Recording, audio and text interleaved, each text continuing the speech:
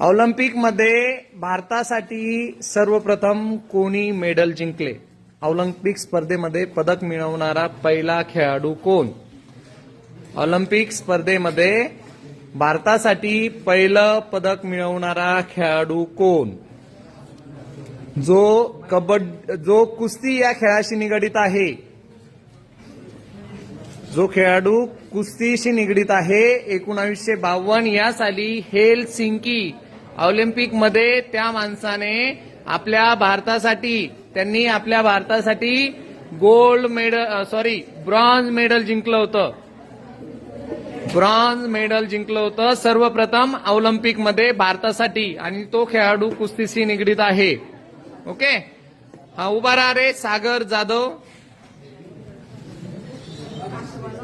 अच्छा, जाधव फॅमिली लगेच ओळखवलंय ना.